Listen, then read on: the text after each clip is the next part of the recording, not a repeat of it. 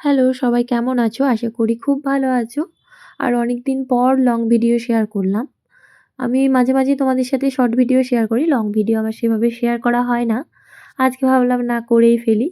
তখন ঘড়িতে বাজছিল ৭:২৫ নাগাদ। তখন ভাবলাম যে এই টাইম থেকেই শুরু করা যাক। শুরু করব করি আর করা হয় না। তাই শুরু করেই দিলাম। আর ভিডিওতে দেখতে পাচ্ছ আমি কথা বলছি।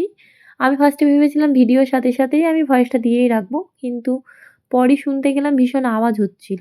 তার জন্য আমি ওই ভয়েসটা কেটে দিয়ে আবার নতুন করে ভয়েস ওভার দিলাম। গোপাল বাবুকে দেখছো গিটার প্র্যাকটিস করছে। ও যেহেতু শেখে তাই মাঝে, মাঝে এরকম প্র্যাকটিস করে। সন্ধ্যাবেলায়, সকালবেলায়। গাছগুলো দেখো কতটা সুন্দর লাগছে, কতটা স্বতঃস্ফূর্ত। মামুনি খুব যত্ন নেয় ওদের। তার জন্য ভীষণ ভালো লাগছে দেখতে ওদের। প্রত্যেকটা জিনিসের ক্ষেত্রে তুমি যতটা যত্ন নেবে তত বেশি সুন্দর হবে।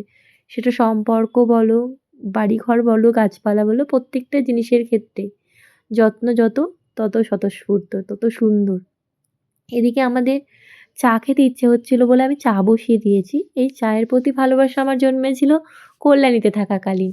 যখন আমি মাস্টার ডিগ্রি করতে কল্যাণী গেছিলাম তখন ক্লাস শেষে বাড়ি মানে হোস্টেলে ফেরার সময় আমাদের প্রত্যেকদিন ঘোষপাড়া স্টেশনে গিয়ে চা খেতেই হতো। ওই খেতে, খেতে এমন ভালোবাসা জন্মে গেছে এখনো অবধি ছাড়তে পারিনি। তাই প্রত্যেকদিন ওই সন্ধ্যাবেলাতে আর সকালবেলাতে মনে হয় ১ কাপ চা না খেলে মনটা উসফুস, উসফুস করছে। খেলেই মনে হয় মাইন্ডটা ফ্রেশ হয়ে গেল। আর এই যে চা হয়ে গেছে, আমি চা খেতে, খেতে সন্ধ্যাটা এনজয় করলাম। আর তোমাদের ভিডিওটা কেমন লাগলো অবশ্যই কমেন্ট করে জানিও। টাটা।